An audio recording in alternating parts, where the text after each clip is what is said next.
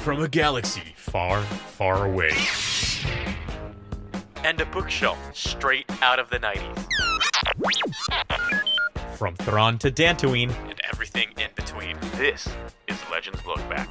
What's up, everybody, and welcome to Legends Look Back, proudly part of the Unique Podcast Network. This is a Star Wars books for people who wanted that way. Tell me where why. We celebrate our rich EU history as well as dive in. Hey, we're going to tell you why. Boy, are we ever. This is our show where we talk about the rich EU history as well as lesser-known Star Wars classics. I'm your host, Jared Mays. I'm joined tonight by the person who has to have it his way because, of course, he's the producer, and he gets to press the buttons that makes the show happen, and that is Rick Race. How are you, Rick? Hey, I'm here, and yeah, I'm here for the NSYNC, Backstreet Boys, Britney Spears, whatever you throw at me, I'm ready. Well, wonderful. Also, we have maybe the person who's even better dressed than the Backstreet Boys himself, Freddie C. today I'm just wearing your average hoodie. Nothing crazy. Nothing crazy. But yeah, you know what? I do want to preface this show with tell me why. Brooklyn Nine-Nine, best episode ever. Oh, yeah. That one, yeah. I've at least seen that clip, yeah. We're here to really talk about one thing and one thing only. How do you spell gray? Oh, I totally forgot about that. That has been plaguing me for the last 48 hours. Yeah, it's a nebulous place to be. It's a tough one. I think we've come up with like It is. Well, you've got code, right, Jared? A way to go about it. So we've got gray spelt in two ways. One with an A, and what I've heard in the past is A for if you're in America, and E for English, right? More like the British English. I think that might be the right way to go. So it's pending your location is how you spell gray. Interesting. Unless, of course, you're talking about 50 Shades of Grey, in which case it is always spelled with an E because that's the title of the book, which I think, not that I've ever read the book or seen the movie, but I think for me that is what has ruined trying to spell gray. That's fair. Because that was a book we all read and multiple times. Back to front, front to back, right, guys? I feel like that's a dirty joke in itself. Like, I don't even know, like... oh, yeah, there's something there. Maybe we should check out Skooma Joe's You know what's here. even more... Yeah, what do you say? We were talking about coming-of-age movies. So Skooma Joe would like a coming-of-age silly comedy about a Vong teenager who wants to get his development, much to the ire of his traditional Vong parents. That's a great one. I like that, Skooma. I mean... Absolutely. It's a good one, but it's kind of more or less already in Star Trek. Kind of, not really. There's that trope. But I'm here for it. Our Gray Jedi discussion was going to be the most offensive, controversial thing that we were going to talk about tonight. But you mentioned Star Trek, so speaking of... somehow that's worse. Speaking of that, never mind. Nope. Cool. So yeah, Gray Jedi, huh? Well, guys, I'm having a bit of buffering and some issues on my end. So if I'm like acting like I can't hear the entire conversation, it's because I can't. But I'm doing my best. I'm trying to set up a new computer. So maybe I should just smack it like Han smacks the Falcon. What do you think? Yeah, you could do that. Sometimes it makes me feel better. Also, for those listening in the future, Jared is currently in the middle of what do you call it? Like what is that time warp again called? In Dark like Empire. It's that tunnel that's going to come grab you, the Force tunnel. Oh, the Force wormhole. The Force wormhole, there you go. It's on its way to Jared right now, so. Man. Yeah, it's gnarly out the window, I'm going to be honest. So that's gnarly. But guys, we're going to get into what's going to be a controversial topic tonight on the show. But first, we're going to do a little bit of some traditional showing off acquisitions, little segment that we like to call Thracken's Thrift Store. Rick, is this difficult for you to talk about?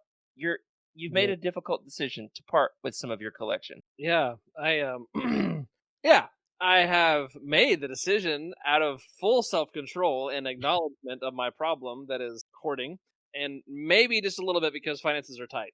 But I'm going to start selling off my stuff. So maybe I am Thraken, and you can buy from my thrift store if you want something. So name your price, I guess, because no, I'm halfway kidding. I am going to be selling some. It's not like...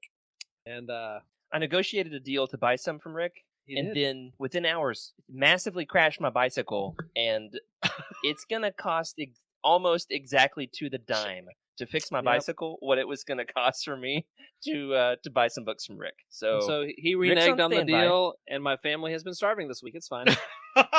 So they're eating hyperspace worms. I mean, ramen. And hot chocolate. Yeah. And hot chocolate. Man, it keeps on showing up in more and more books. Like, now that I'm looking for it, it's everywhere. Yeah, it is. It's Timothy Zahn. It's his thing. Well, Rick, you're trying to get rid of things, so does that mean you don't have any items for Thrakens this time around? Or have you also been buying things and getting rid of things at the same time? I don't think I bought a canon book in order to sell it. Like, to clarify, it's the Timothy Zahn, like, Thrawn trilogy, the canon one, like the first one. I had 2 of those 3 autographed, so I thought I'd have a better chance of selling all 3 autographed as a set, so I bought an autographed one really cheap. But cheap you haven't tried to sell it. Now you just have them on your shelf? And I already had that book, but now I have that book and a signed book. And I don't want to say anymore because my accountability partners who are helping me with my spending might be listening. Don't worry, Rick. All this stuff behind me, all this Star Wars stuff I buy, this thing from the 90s, it's all to sell, right? Yeah, if the price is right. If the price is right. That's the excuse, right? Oh, this is an Freddie, investment. how about you? What you got? Well, you got anything to show off? First of all, Jared, thank you so much for your thank you note. Jared sent me a thank you note in the mail, along with Rick didn't get a thank you note. He got a scrap of paper. I got a scrap of paper. Seriously, And then, of course, the signatures. Oh, dude, the signatures of Mr. Stackpole, and of course we've got Sean Stewart here. Fantastic signature, by the way.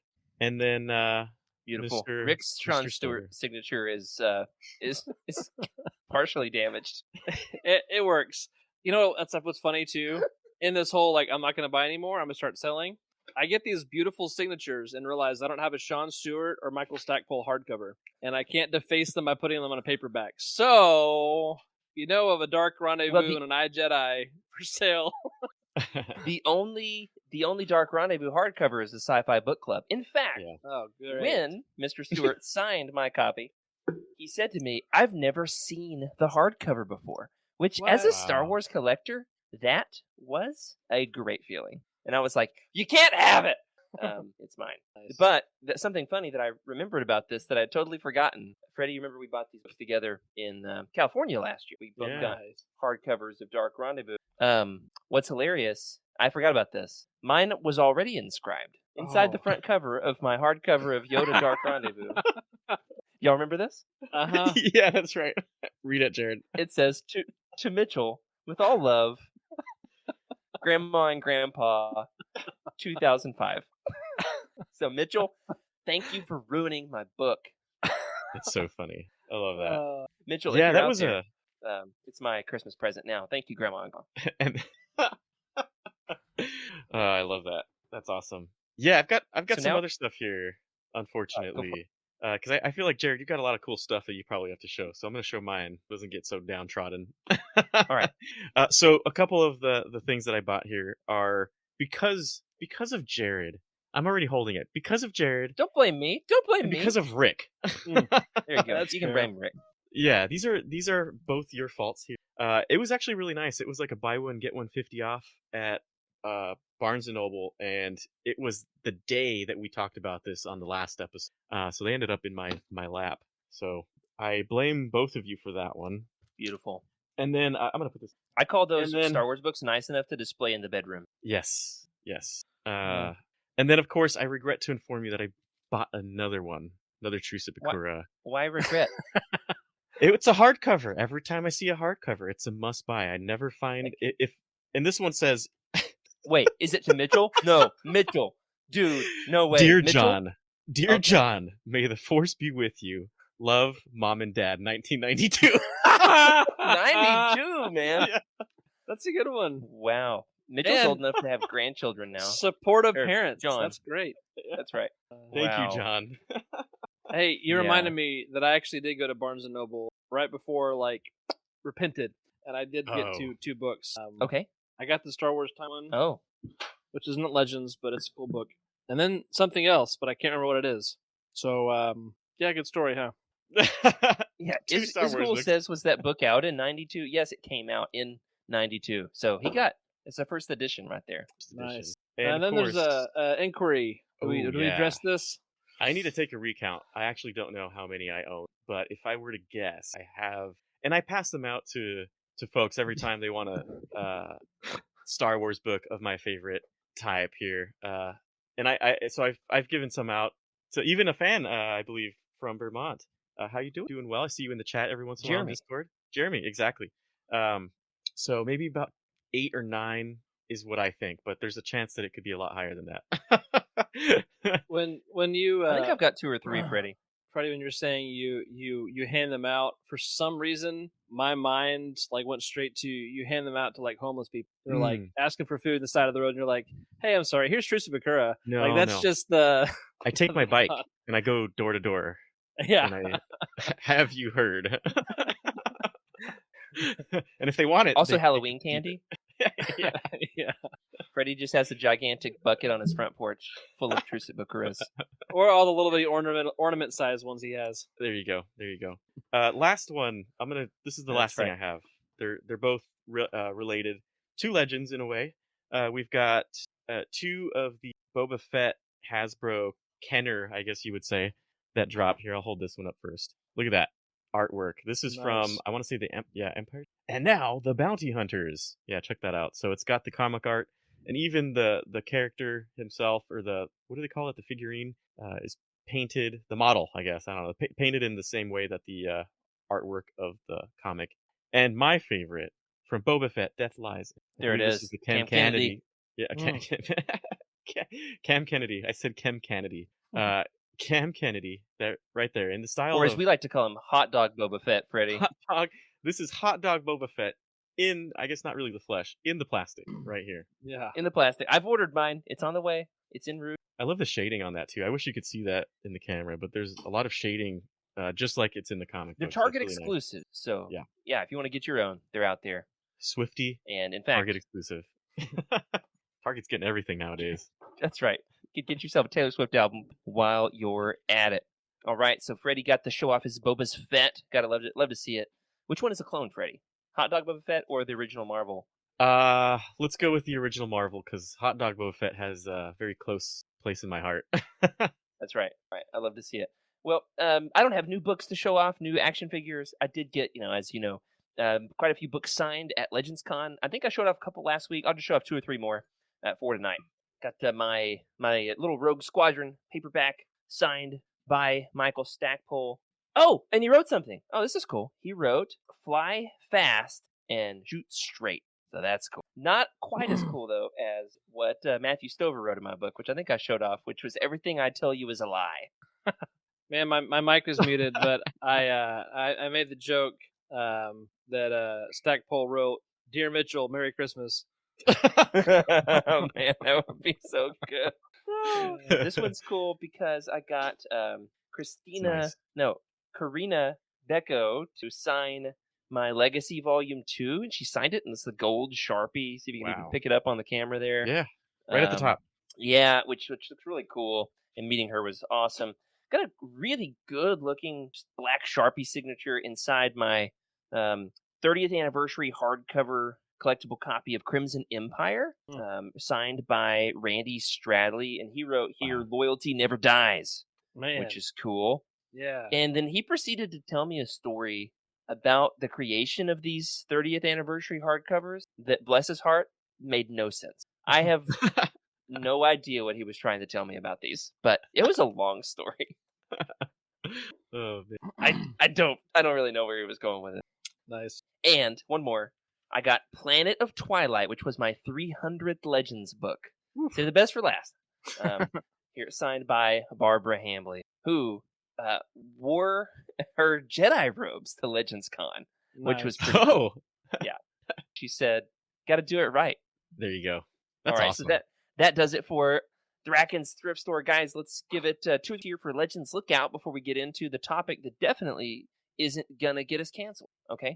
And that is 50 Shades of Gray Jedi. I mean, just Gray Jedi. Okay, Legends Lookout. Rick, we got something here about a video game. Hey, it's almost old enough to be in your youth group. What is it? It's almost. It is the 15th birthday to The Force Unleashed. Oh my goodness. That makes you feel old? It does make me feel old.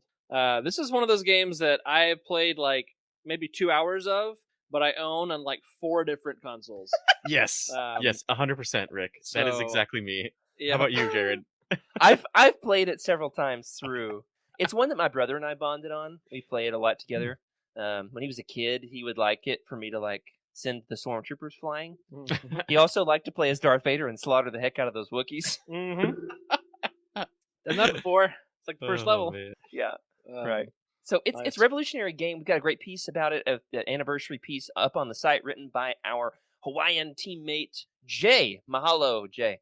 And it's a great piece. Did a good job. Really talked about what makes the game groundbreaking in so many ways. The facial capture technology. Sam Witwer, of course. You got David Collins as proxy, and I definitely am still sorry, David, if you're listening, for the time I accidentally threatened you at Star Wars Celebration. That was on accident. I promise I'm not coming for you or anything. We should get him on the show. If we get him on the show, we'll have to. I would love to have him on the show. He might. Yeah, we might have to go through Sony and Disney to get his. And I'd probably have to be get a restraining order and a straight jacket in order to get him on. The guy. Nope, wasn't me. Must have been my clone. Hot dog Jared Mays, not me. Hot dog maze. We're not gonna make that a thing, Freddy. Not a thing. All right, sounds good. So, it was also groundbreaking for its physics engine, and think about this: brand new consoles, and those guys worked so hard on that game. They put it out on every single console at the time: PS2, PS3, original Xbox, Xbox 360, Wii. Nintendo DS has its own version. PC. Yeah. It's out on more consoles than Luke Skywalker had girlfriends in Legends. And I'm not even exaggerating. I have it on DS, on Wii. That's the one. Xbox and PC. Like, actually 4 different consoles. I've got it on the Switch now too, as well. Crap, I have it on the Switch as well. I don't know. So, congratulations to those guys. And out there, I'll see if I can link this in Discord. There's a really good 3-part Twitch plays with Hayden Blackman, the game lead, project lead. I also wrote some great Legends comics. Really a force to be reckoned with in Legends storytelling. Hayden Blackman, David Collins, and Sam Witwer, the 3 of them did a 3-part behind-the-scenes Twitch playthrough of that a few years ago. It's really informative and entertaining. I'll see if I can link it in Discord. Also, great chat here from Skooma. You got this one, Rick, about Mara. That's cool. You can unlock Mara in the Switch version. I did not know that. Yeah, clearly I own the Switch version and have not played it. But I played it on the Xbox. You know, the one where you had like a controller as big as like a Big Mac. Oh yeah. Oh yeah. Double Whopper sized. That's right. Those are the good old days, man. The original size, yeah. Monsters. All right, a couple more things here in Legends. Look out, Freddie. Why don't you take this next one about the ELCs? Yeah, so we've got a few ELCs dropping in October 24th. I want to say, yep, October 24th. So those would be the Old Republic Annihilation, Republic Commando True Colors, the Courtship of Princess Leia, and iJedi. So everybody loves iJedi. Yeah, we're getting iJedi in an ELC, which is, in my opinion, a good choice, because that means that Stackpole definitely will receive some fundage from Rick from that. Well, it also means he gets to finish Cornhorn's story, at least continue telling it, because we got the Rogue books. And I feel like you need iJedi to finish out that storyline, which we're going to do it. We got iJedi up on the docket for the show in November. It's a good book. It's a book. All right. Next up, we do have some information that's floating around the pages of the internet, which we don't yet have covers for some more ELCs. But folks have tagged us in some tweets about these, so they're out there. How credible is this? I'm going to say, like most of the ELC information we've gotten behind the scenes so far has ended up being true. Just it's more fun to talk about them when we get covers. So, Rick, why don't you rattle off the list here of some other Essential Legends collection books that have been rumored, we'll say. Yep, so rumored books we might see coming down the pipeline.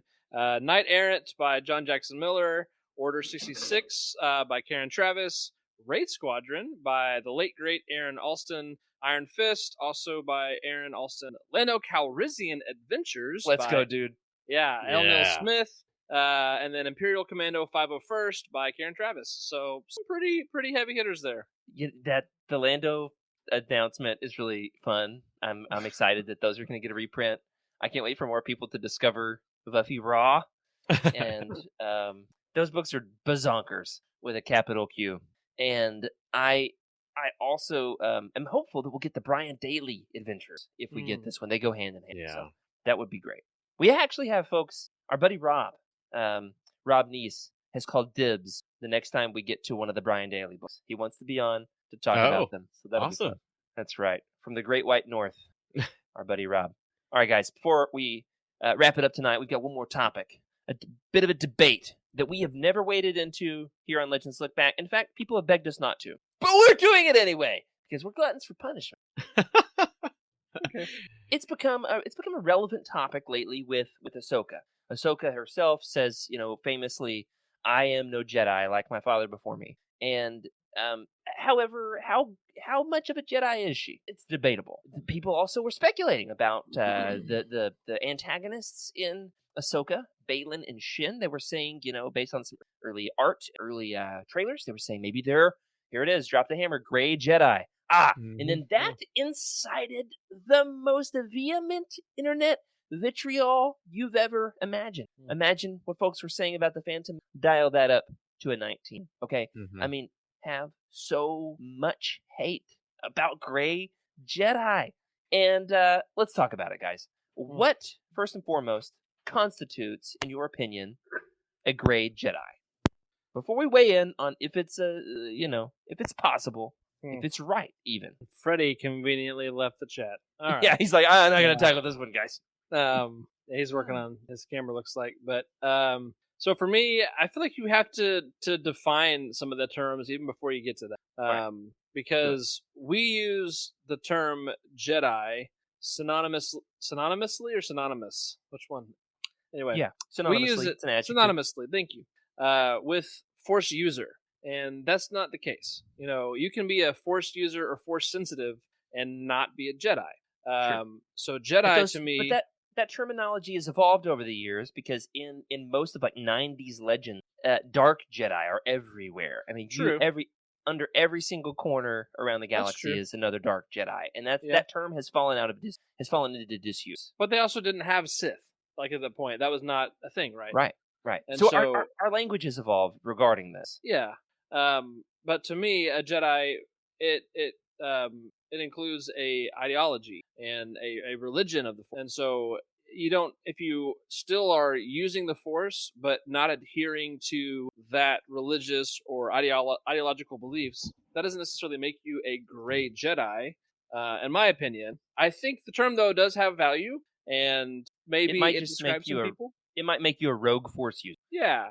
I got some more thoughts, but I can throw them in later. So someone else. So yeah, we've got a couple of definitions here, and I found these from folks on the internet, and I find both of these helpful. They're a little different from each other. Okay, one is we could be talking about a Force user who can walk the line between the light and dark sides of the Force. And here's the key. Here's the kicker: without surrendering themselves fully to the dark side, which of course begs the question of, is that even possible? Yoda himself says, "Once you go down to the dark path, forever will it dominate your destiny." That was the worst Yoda. Wasn't your best. Forever will it dominate your destiny. That was better. At least, yeah. All right, I'll stop. Another definition then would be someone who. Okay, so with that is someone who would use dark side powers, in other words, in service of the good. So they're still good guys, but they can do cool stuff. Another definition, another way to look at it would be it's a Jedi who refused to adhere to the strict code of the Jedi Council. They don't necessarily use dark side techniques, but they don't necessarily fall right in line with the dogma of the Jedi Code or adhere to the instructions of the Jedi Council. So those are two separate definitions. A good guy who does cool stuff versus somebody who just is a little bit rebellious. Where you fall in on all this, Freddie? Before we name the Gray Jedi in Legends and qualify whether or not they belong as with that title, what do you think? Okay, this is going to come at a lot of different angles. We've got the counterpoint of it, can you really be a Gray Jedi? Because if you can't really stand for anything, then what is it that you stand for if you're just so neutral, right? If you're not trying to help anybody, if you're not there's that aspect. But then there's the aspect of, well, what if there is a Jedi who goes down a path that the Jedi are not too fond of, but it's not quite Sith in the making. It's just straddling more of the line of I guess the moral, kind of like chaotic good, right? If you think of a character who does whatever it takes to get justice, even if it's without the lawful, courts getting in the way, that kind of like a vigilante of sorts. Sure. Now, I believe it's very possible for that Gray Jedi to exist, for a Jedi, to have gone through the Jedi Academy, to have gone through all of the process, become a Jedi Knight, get into their 30s or 40s when they're like, I don't know about this. They start deconstructing. As I say, they're deconstructing. They get a couple of tattoos. There you go. They get a few tattoos, but they discover that there's more to being a Jedi, probably. But also, they understand that there might be things the Jedi should be doing that they're not, because maybe their philosophy gets in the way, but it doesn't really quite go with your philosophy. You believe a different kind of thing, and I see that as very possible, right? And that's almost Ahsoka, not quite Ahsoka. I feel like she got expelled for different reasons, but imagine you get expelled from something because of your belief, and it's just your hard fast belief. Now you just kind of create a different branch. It's not really that light side Jedi of being inside the temple. Yeah, it begs the question of what's more important, following the Jedi Council or following the will of the Force. Yeah. And I feel like that is one aspect, right? You can see Gray Jedi existing in that kind of world. But now you're talking about the dark side. The dark side can get I feel like it gets tricky and muddy, right? Like you don't really know when you've hit the dark side until you're in the dark side. You're like, I just killed somebody. Which begs the question of where is the point of no return? And I think that's more of the question, right? And I think Revan experienced that point of no return, which is unlimited power. So I love that you went into Schwarzenegger voice. I was gonna say Palpatine with plus Schwarzenegger is an interesting combo. Listen to me, my name is Revan. Have you heard the tragedy of Darth Plagueis the Wise? That's way better than my Yoda, let's be honest. But not as good as my Backstreet Boys. So I think that's where you determine where does the point exist when power and the lust for that power and experiencing that power, just because you understand the light side, right? And it's just a slow process. And the dark side is a really quick express way to get there at a heavy consequence. So I feel like if you were to look at a curve, right? Here's the official curve. Someone can draw it for us. You've got the light side over here, right? And I feel like you've got it's kind of going down a little bit. Maybe more like this. It's sloped down in terms of like your moral compass, right? And then once you hit a certain point, we'll call that like the event horizon of the dark side. It's exponentially going down. Maybe logarithmic. I don't know which function that is. This segment we like to call rocket science with Freddy C.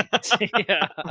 It's essentially going like this. It's a sharp, steep drop off, right? And it takes a lot. Obviously, look how long it took Revan, or what it took for Revan to get back up to the point of sort of return where he was sort of a Jedi, but he didn't really feel like a Jedi. Yeah. And so what was Gray about Revan? So let's talk about who these people are. We've got a handful of Jedi who, in Legends, could be classified as Gray Jedi. Revan is the poster child of the Gray Jedi. Revan, of course, in the book, which is controversial, the book in and of itself, he talks about how, he doesn't quite see light and dark the same way as the Jedi Council. He gets married. He has children. He's not afraid to use a little bit of Force lightning every now and then. But his life story, does experience of like trying to reject the Jedi Council's teaching. He did give in and become a Darksider. And so people will point to Revan and say, Revan actually is not the greatest example of a Gray Jedi. Who else we got? Who else fits in there among the Gray Jedi and Legends guys? Jolie. Sorry. This is, who knew that the Gray Jedi episode would be the first musical episode of Let's Look Back. It's not the first. I've been trying to have a musical episode for since I saw when you brought your guitar and we were like, Rick, this is a podcast. Good times. Yeah, Jolie Bindo, he's hanging out down in the underlevels of Kashyyyk, and they get down there, and Revan's like, "Yo, you're a Jedi, dude." And he's like, I used to be a Jedi, but the Jedi Council, they really suck. So I'm just down here with my animals and my lightsabers. And he basically lays out the dogma of a Gray Jedi. He says that I found their code too strict, their rules too rigid. Man, actually kind of sounds like maybe Jolie is just a stoner. What's he growing down there under those underlevels? Man, I just want to chill. Yeah. Man, I definitely think that you the more I describe it. Yeah. I feel like you can follow the path of light without being like strictly adhering to the Jedi code. And so one of the definitions for Gray Jedi is that somebody who doesn't use the dark side, at least not the majority of the time, and just as differing with the Jedi Council. And so like that gets a fine definition in and of itself. They can only do Force lightning in one finger, not all of them. Yeah, that's a pinky too. It's we got a great comment here from Isgul that the main character in Into the Void, Lannery Brock, is her name. Yeah, so she definitely sees it's before the dogma of the Jedi and the Sith are really established as separate and apart, polar opposite, kind of yin yang religious groups. They're still figuring it out, and so the balance, it's a lot more balanced. But however, that begs the question of what's the balance of the Force. We're not getting into that tonight. A few Can more. we just a second? Sure, go ahead, Rick. I What you just got? want to make a reference. 2 books that I actually looked at before tonight. This one, The Jedi Path. They just talked about that on Star Wars Archives. Nice. I love these books. It has a little segment about Gray Jedi, like it's super brief. And then Star Wars and Philosophy. I pointed this book out a while back, but it actually gets into some of the religious thought and philosophy on that. So if you're interested in this topic and want to dive into more about maybe what was inspiring George Lucas and some of his thoughts, perhaps even just kind of the bigger picture, this has some really insightful comments as well. So I won't do any more. Hey, no, so Rick, that's a good one, by the way. Recommended. I have not read that. Are you telling me there's a section on Gray Jedi in the Jedi Path? It's a paragraph. I'll look at it. No so way. it's toward the back. Rick's got receipts, y'all. He does have receipts. Threats to Jedi teachings, and there's a paragraph. I'll go ahead and read it. It says, "The so-called Gray Jedi have been with us since the beginning. Although they do not break with the Jedi orthodoxy concerning the dark side, they bristle when asked to take orders from the Council. Gray Jedi make compromises, cut corners, and hide their actions from scrutiny, all under the assumption that their experience makes them authorities on policy. They are mavericks. Yeah, mavericks who are difficult to control, but can be valued members of the Order after they have been persuaded to follow the established hierarchy." My favorite part is this is propaganda, by the way, from the Jedi Temple. I'm telling you right now. That sounds like it was written by that stodgy professor from Harry Potter. Oh, the old lady. Yeah. My favorite part though is the little notes on the side, and Kenobi has it says, "Some call Master Qui-Gon a Gray Jedi, and I confess I can see why they do. He's going to get me in trouble." Let's talk about Qui-Gon. Qui-Gon, alongside Mace, both are often included in this conversation. Qui-Gon, though, we never see him use dark side Force powers. He, however, does not see the Force in the same way as a Jedi, and so he fits one of these two definitions. Well, I feel like Qui-Gon is more ahead of the curve in terms of his I guess understanding. I feel like he's really looking at the technical side of it. Like if he were, let's say, working with, I don't know, the Pope, right?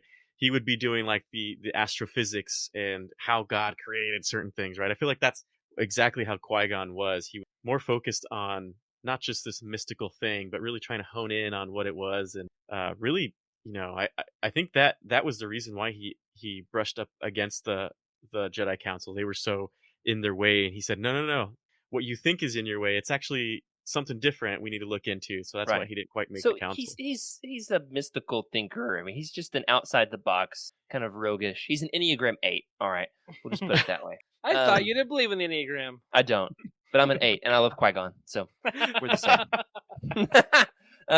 Who else would fit this list? We've got Revan, Jolie Bindo, Starkiller often is included in this conversation. Starkiller, that's Shout a great out once one. again to the Force Unleashed if you're wanting some more. If you want to experience the Gray Jedi thing for yourself and decide for yourself, don't just listen to Freddie Prinze Jr. Okay, go out there and make up your mind for yourself. Spend some time with Starkiller. Quinlan Voss, aka Legends Jason Momoa. That's my favorite. That's my favorite one. Quinlan Voss. Can we talk about Quinlan Voss for a little bit? Go for it. What you got to say? So Quinlan Voss, Rick, have you read what is it? Dark Disciple? I think it's Dark Disciple. Oh, come on, get into the Legends books. Hold on, Freddie. Have you read a canon book? I've read that recently because I was like, I like Quinlan Voss because I feel like his path into the darkness was very interesting to follow. Right? shows a bit of how the reason why Jedi decided no love was because it can really take you into an area that you're unprepared for, and possibly at the advantage of the Dark Force user if that's the case, which it was the case in Quinlan's story. And I believe that to be very true, but at the same time, it's really up to the will of the Jedi, right? And we all know how Quinlan Voss ended up going, but yeah, and in Legends, in the Republic comic, Quinlan, he lets his anger and his impulsiveness get the best of him, and he does find himself slipping too far down that path, and so he tries to rein himself in. Aayla Secura tries to rein him in, and so I do appreciate that he has to have a counterweight to help him from losing himself, because I think, Yoda has a point that I think Yoda's wrong, which is a hot take, but I would say there is a point of no return, and he flirts with that line. So he goes way past that line. So, okay, this is again a big picture question. On the path to the dark side, does a Jedi or a light side force user, do they necessarily have to wade through Gray Jedi before they become straight up evil dark side user Sith? Or can you just jump from one to the other? Well, we're out of time. That does it for tonight. No, I don't know. That's a good question. I mean, I feel like Revan is proof that it's not easy, right? That inflection zone is not. It takes a lot of energy, basically, to get in a way. I think it takes a lot, or it doesn't take much energy, right? It's like gravity kind of carries you right to the dark side. Really easy. Yeah. To get to the dark side. It's exponential. You start using it, and then it just takes you down. Yeah. And I feel like to get out also takes a lot of energy, right? Mm-hmm. And let's take a look at it in the history of Star Wars. Anakin Skywalker, he flirted with it. Obviously, went real quick, real quick into the dark side. It was almost like a snap of a finger from our point of view. Yeah, but he never was. He never was the poster child for perfect Jedi student, though. But the reason was he was recruited by a Gray Jedi, by a rogue Jedi, Qui-Gon, who Qui-Gon, if he had just listened to the Jedi Council. So it is a really interesting conundrum. I find all this really fascinating. Yeah. Another Skywalker who goes down this path in Legends is Luke. Mm-hmm. Twice. One in Dark Empire. He flirts with that line. His sister's love is what brings him back. Crosses the line. And it always seems to be love. It's safe, right? But he can't. It always seems to be love that brings a lot of these people back. It's like, what's the counterpoint to evil? It's gotta be love, like, because that's really the counterpoint to evil, in my opinion. To selfishness is to think of others. And come on, preach. Jared, you should be in the what is it called? Your tabernacle. Called? I've been to a tabernacle. Your pulpit. There you go. Yeah. I hate that word. Such a weird word. And so it really takes it takes a lot of energy, of good energy, to bring a person out. Similar to Naruto, right? Naruto fighting the bad guy, finding the weak spot that made him the bad guy. Takes a lot of work. Well, Luke not only goes to the dark side in Dark Empire, but also in, I think we got a pic of this, in the Dark Nest, the Swarm War, the Bug Books, as I like to call them, the Bug Books. There we go. Luke is using Force Lightning, and he basically is like, what if maybe the Jedi were not just wrong about marriage, but maybe they were wrong about this? And so Troy Denning, has got his own kind of rogue way of writing Star Wars, but he takes Luke over that line, and he's like, well, maybe we'll stay good but do some dark side stuff. And then of course he comes back and says, no, that wasn't working, and I kind of lost myself in that. I find it all really interesting. And why do you think, guys, as we wrap up the show tonight, there are others, of course, in Legends who have been on this quote-unquote Gray Jedi spectrum. You got the Imperial Knights and the Legacy comics, which I just read those recently. Legacy Volume 2 got me thinking about it. They're the red-clad, armored, white-bladed figures here in the image. Mace Windu is also brought up because of his use of Vapad, which, oh my goodness, listening to Matthew Stover talk about that was hilarious. Hopefully that interview will drop again. Will drop soon. I got to do a little bit more talk editing. About this awkward 90s family photo that is the bottom left there. It's like a boy band picture from yeah, for sure. The Imperial Knights. Yeah, Imperial Knights. So, but that brings me to one last question here, and we'll wrap up the show. Why do you think people get so fired up about Gray Jedi? And hey, if you're listening to this and are fired up, please keep it civil in the YouTube comments. Yeah, this is a good one. I think it steams down to what exactly the Gray Jedi is, which is an unknown anomaly, right? It's so gray. Why would there be a clear definition of what a Gray Jedi is? And clearly, we like to have light, dark, plain and simple. But in actuality, Gray Jedi, are we looking at the point of view of the Jedi Council? Because I feel like very much so it could have been a lot of folks. And then Voss could have been... Much of Star Wars shows us that the Jedi Council were wrong. Yeah. So why are people so opposed to Gray Jedi? If that's the point of view. Now, if we're talking about in the whole philosophy of the Force, right? Light side, dark side, balance. Your balance would have to mean that maybe both sides are unrivaled, right? And you need someone to rein them in, aka someone who can destroy both sides a little bit to bring everything more in balance. I don't really know, because that's what you'd have to see is how would you do it in the balance of things. You'd have to have a really perfect scenario. Yeah. Someone in the comments write that scenario. I'd like to see. Yep. Man, like I said, it's really interesting talking about the philosophy and some of that the balance question, and is it balance in the Force across all Force users? Is it balance in an individual? Can you really have balance? And what is balance? Is it the abolishment of evil, which sometimes is what George has said, or is it perfectly balanced of good and evil? Yeah. I do know this much, that in Legends, there's less clearly defined categories of Jedi and Sith, because much of 90s Legends, for example, there was no prequel trilogy. So they're figuring it out, and that's where we get the term Dark Jedi. Within Legends, like it or not, there are characters who fit this category. So many Legends stories have rogue Jedi who are flirting with that light side, dark side line, and I actually find the ambiguity interesting from a storytelling, character development point of view. These stories about Revan, stories about the Imperial Knights, I find Luke's experiments with the dark side very compelling, very interesting. Quinlan Voss's story is one of the best in all of Legends comics. Qui-Gon's one of my favorite prequel Jedi. I think in Legends, at least, people can say what they want about canon.